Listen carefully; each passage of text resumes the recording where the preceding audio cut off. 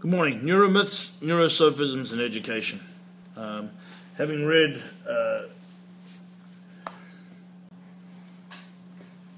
Hook and Farrer's reading Neuroscience for Educators, What Are They Seeking and What Are They Finding, it became very obvious that a lot of teachers are being duped into neuromyths, being sucked into trying to become a better teacher, I guess.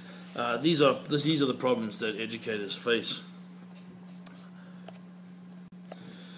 Apart from the other definitions listed here, I think it's important that we understand what a neuromyth is. A neuromyth is essentially a misconception generated by a misunderstanding, a misreading, or misquoting of facts scientifically established by brain research to make a case for use of brain research in education or other contexts. This suggests that neuroscience will dictate how education should go, just by virtue of the listing of how a brain works, how it is formed, etc., etc., how memories are stored. These myths, however, have been perpetuated over many years through pseudoscience. Paul Howard-Jones, a researcher at Bristol University in the UK, shown below, cautions us, however, that neuromyths are more pervasive in the educational field than we might think, and that these neuromyths may ultimately work against educational achievement.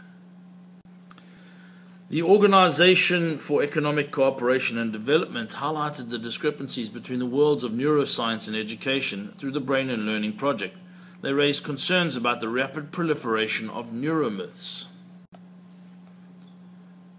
So what is a neuromyth? Here are 4 examples. Humans only use 10% of their brains. Eating sugary snacks results in hyperactivity and reduced focus and attention. Hemispheric dominance, whether you are left-brained or right-brained, determines how you learn. Teenagers lack the ability to control their impulses in the classroom. These are just 4. All of them perpetuated over the years, and I bet you all of us at some stage have believed in most of them. Why is that so? How has that come about? The first answer could be just misinterpretation of data, misinterpretation of research. The other could be a slight more nefarious way. Pseudoscience has crept its way into this. And unfortunately, when pseudoscience rears its head, it starts to perpetuate lies, myths, convolutions of the truth. Why is this so? Well, here's the problem. There's a lot of money to be made in selling things to schools and school systems, and plenty of people who are on the lookout for sciencey, sexy sounding ideas that are easy to package and sell as solutions to the problems of schooling. These are the words of a comment section in Deckerley and Howard-Jones and Jolie's research. Catherine Loma-Scott sums it up perfectly. That is the problem: money. There are multiple companies or learning programs perpetuating these neuromyths. Brain Gym. There are books, 2,000 books, that provide useful pedagogical strategies grounded in neuroscience research. However, one only has to look at Jeremy Paxton's documentary on Newsnight, where he interviews the Brain Gym founder, Paul Dennison, to realize that the founder is not medically trained, has no knowledge of neuroscience whatsoever, and is actually merely an educator who's basing all of his opinions on his own experience.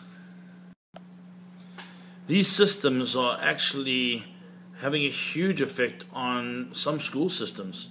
UK, for example, has been duped into this in many schools, quite embarrassingly so. So what is the solution? Before we jump into and get sucked into these myths, to change our own pedagogy, John Geek suggests that we seek independent scientific validation. Be skeptical in our approach to educational panaceas. Howard-Jones suggests that there will be a better collaboration between neuroscientists and educators. These sentences just show us a few ways that we can actually become skeptical. Ask, hey, is this something that actually is something I'm doing already? If anything, what I've learned over the last few weeks is that my pedagogy has been validated by Carrie's readings and the readings and the myths that I've read here. Thank you.